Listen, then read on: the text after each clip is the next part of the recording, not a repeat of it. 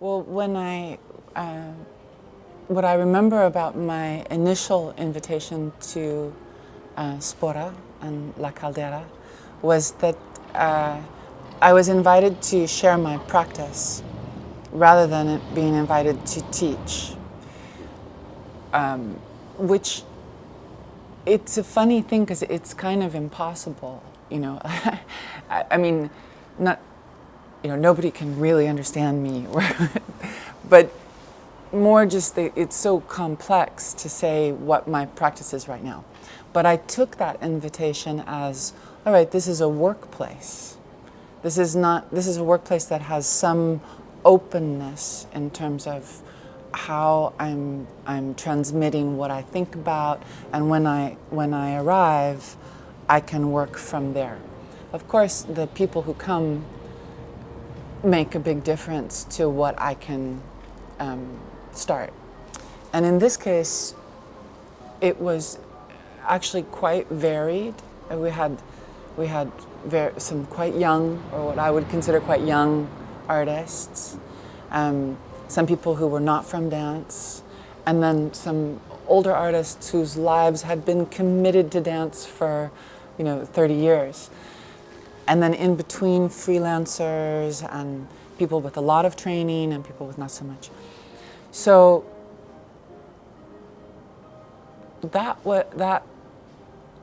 for me, that's exciting when I can feel that the group has some difference in it.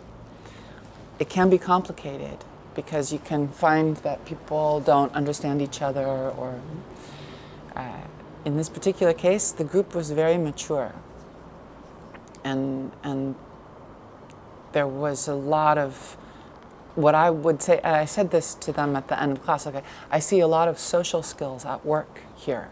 I see you thinking about how someone else is working, being careful, keeping your own interest, but also relating very specifically, and that is a skill, and it's something that I wanted to emphasize, that I valued in them, and that they should value also. And then of course it's like, yes, Chrysa, but you set up this thing, and it was you and you. It's like, no, it's you, and we got into that a little bit. But it was more just to really encourage them to value the skills that they have as social artists, which is a particular thing in dance.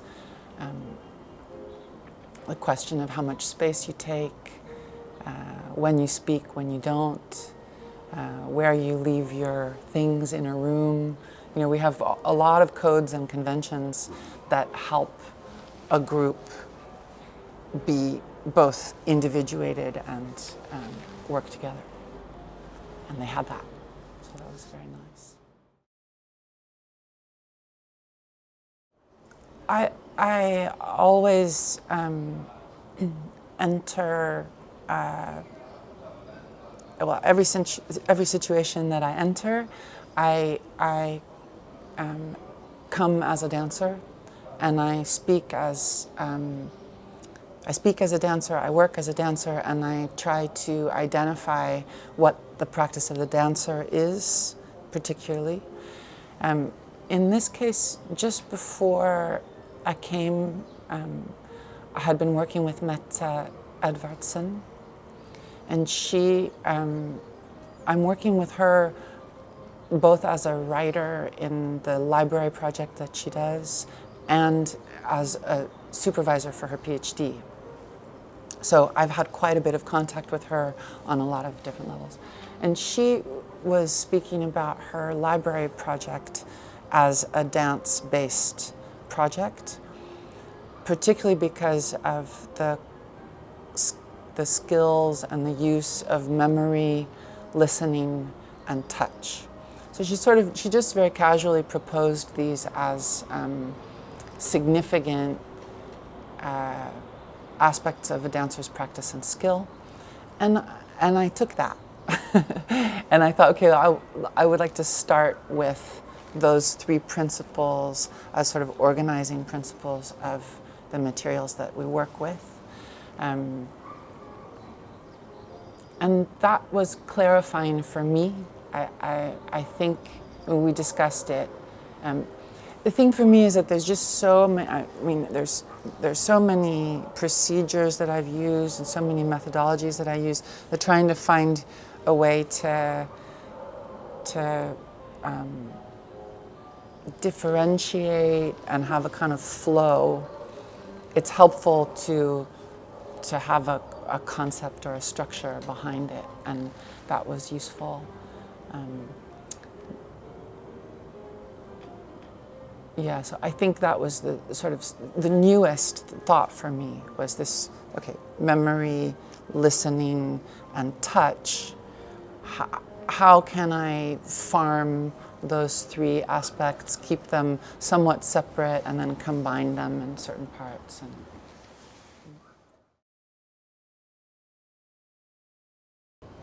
I mean, there's some very basic things about transmission in dance. One is that it's oral. We speak to each other. We tell people what to do. The other is that it's mimetic. I do like this, and you see that, and you find in your own body how to do that thing. I would say the third thing maybe is that it's hypersynthetic. So when I learn from someone else, I'm often not even aware of how I have assumed or consumed their information, their body, their timing. There's so many people in my body now who their sense of momentum is different from mine, but I had to learn it to be in unison with them. And that's dancers. That's super lateral learning. So I think, I mean, when I work with transmission, I feel that I'm always working between a sort of analytical separating out, so that I can really work on a very simple coordination, like what is it to push? Just what is pushing? And then on the other side, I'm working with a hypersynthetic, my imagination, my memory, how I'm constituted culturally, is also in pushing, and I have to coordinate and like I'm now speaking as a student or a dancer. I have to coordinate and include all of that, and then at other times, in order to solve a problem, I have to differentiate and separate out. So, in teaching. Both of those things need to be available for people. They need to be able to synthesize, and they also need to be able to analyze and separate. And so you have to kind of balance those two things. The other thing that I think is super important in dance, and politically complex, is citation. Citation, to say where this came from, where I learned it, if at all possible, to mention. And sometimes it means, I learned things from David Zambrano that he learned from I don't know who. But I can say, at this moment, when I learned this, it was from David. It may have been from Yvonne Meyer, it may have been from Simone Forti behind that, but at this moment it was from him. And that's a kind of, refreshing the ghosts, and also keeping the appropriate humility of collective art forms, that we are not single authors. That just doesn't really exist. We're constantly influenced and stealing from and misinterpreting and which is, it's exciting, but it's also, like Jonathan Burroughs has this beautiful thing. He says, I'm going to say these people's names. Don't worry if you don't know them. We just need to keep saying their names or we'll all disappear. And yeah, so that, I think that's important to me.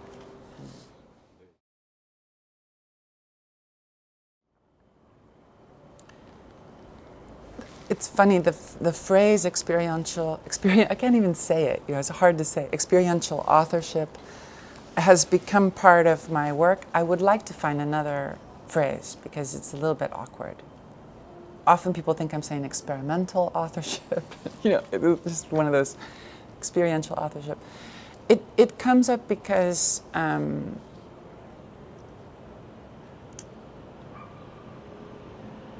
well, it comes from a sort of something that I noticed when I was in my 20s in New York, that there was an expectation that as a dancer, I would grow up and become a choreographer. And it's like cats turning into dogs for me. It was like, why would I grow up to be a choreographer? And that also had to do with the people that I was working with at that time. I was working with Terry O'Connor, who's extremely strong authorial voice. He taught us everything that became part of the piece. He made the music, he made the sets, he made the costumes, he made the music, everything. So I was in this split of the director being an hyper dense author, and me being the artist that embodied that. At the same time, he's the first artist who said to me, you're an artist as a dancer. It's like that you're doing something there that is artistic work.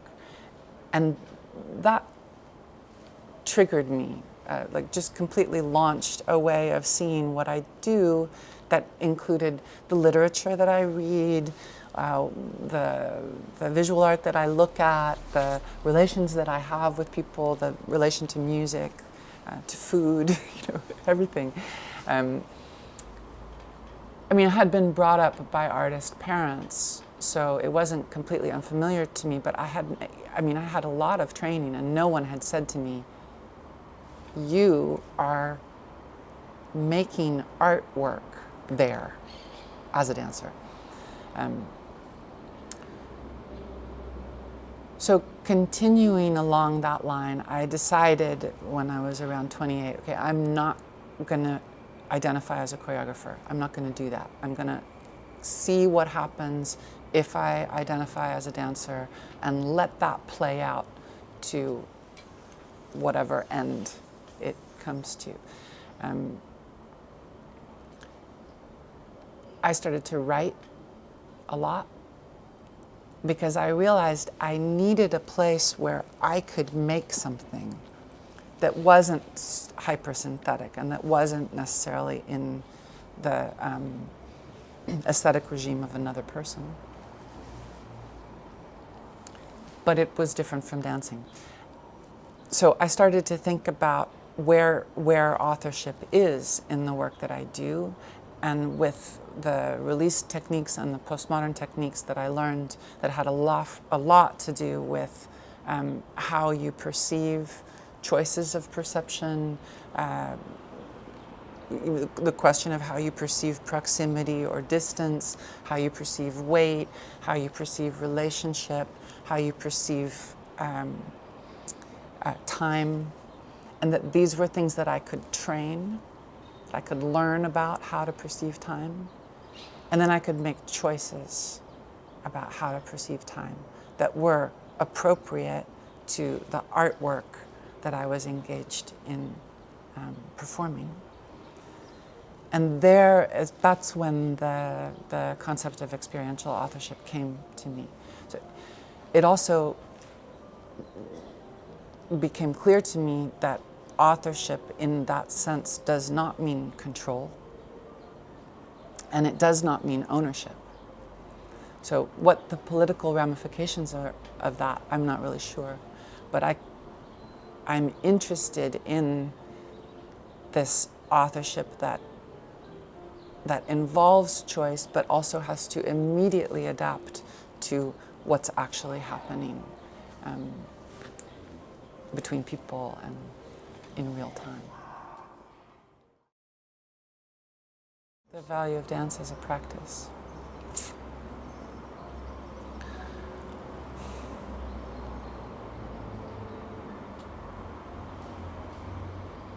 Well, I mean, it's funny that it was the Day of the Woman yesterday, because I think there's something in, well, a lot of dance practices are a kind of invisible labor, and they relate to artisanal practices, relational practices, practices of care, social practices. So there are a lot of sort of, I guess, you know, an anthropologist could look at the internal workings, or an ethnographer, of dance companies or dance classes and find a lot of very specific skills and ways of relating that could be interesting to sort of bring to light. The way that I look at it at this point is that dance is a material art form. We deal with, I deal with my body, I deal with your body, I deal with time as a material, I deal with space as a material, I deal with concepts as material, so I stretch them, get into them, push them off, and a lot of the work that dancers do never comes to the stage. It's like, people ask me what's the best performances you saw this year. It's almost always in rehearsal. Like the work that's going on, that's the wrong work, you know, that doesn't become the thing, is super high value. The question of knowledge is very difficult for me to answer. Because I think maybe at this moment particularly, I get very confused about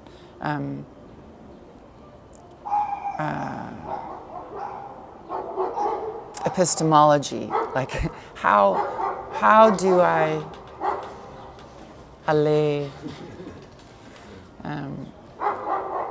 how do I claim this as a truth?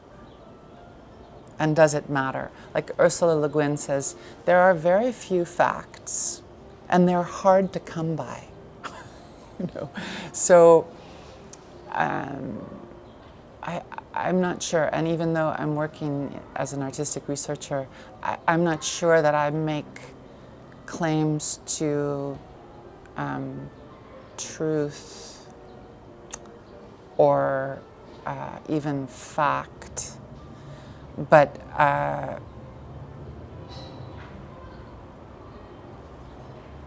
definitely the real and the imagined have ethical consequences that we need to continue to question and incorporate.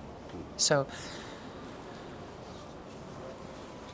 it's an interesting question, and I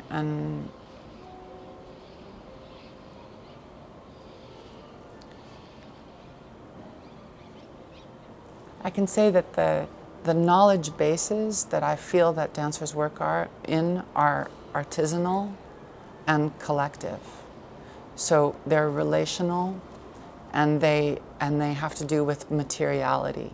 And that's also part of why they're not held in as high esteem as other types of work. It's a question of material and immaterial labor, and conceptual versus physical or concrete, or, you know, we have these dichotomies that actually in dance, as dancers, we don't have those dichotomies. We have to work with both concept and physicality at the same time. We can't really separate them. But the quantification of knowledge hasn't really caught up, I think, to the practices that are there. It makes me think about the question of aesthetic regime as it relates to technical, the production of knowledge through technical forms. That we often in dance work with these skills belong to this aesthetic regime. So this particular geometric relation to space or to front is part of ballet. This particular relation to weight or touch is part of contact improvisation. This particular relation to group and moving through is part of David Zambrano's work. This, there are these we have these kind of separations, and I think it's also one of the things that I noticed here at La Caldera, at Sporá, relieving these technical aspects from their aesthetic regime. So saying, okay, we're going to work in this specific way about weight and touch, but it is not going to produce, I'm not asking you to produce a kind of free-flowing spiral movement that might be associated with contact. We're just going to work with that element outside of its aesthetic regime. And I think that's something that dancers can pass very specifically, and that's very useful for the form, because then we get access to all these knowledges, technical knowledges about the body, about weight, about time, about relationship, without having to stay within, well, that's cool, or that was cool in the 90s, or, not to get stuck in things. I mean, I remember really specifically working with Deborah Hay, that she just has this fantastic way of talking about time and space. I mean, it's just so exciting, like really, really so stimulating. And when I worked with her, I was like, Deborah, like I could do anything with this. I could do, look, we could do this, we could do this. And she was like, yeah, but this is my piece. We're doing this in this piece, not anything, just this. And it was very useful for me because there is this thing that like, it isn't about me, it's about the artwork that we're making. And it's not even about Deborah particularly, it's about the artwork that we're making. So there's this third thing that we're responsible to.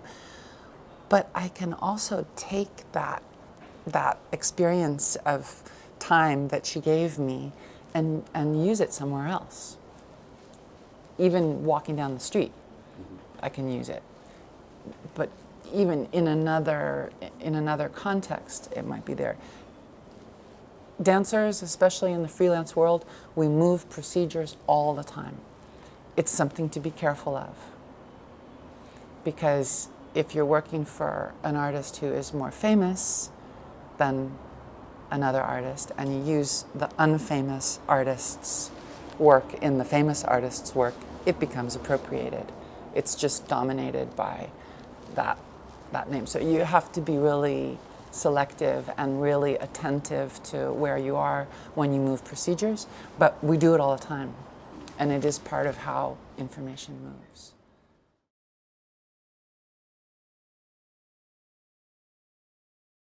I think, because I decided, it's, when you decide not to do something, like I decided not to choreograph, then suddenly there were a lot of other things that I could do because I wasn't, trying to make dances on other people.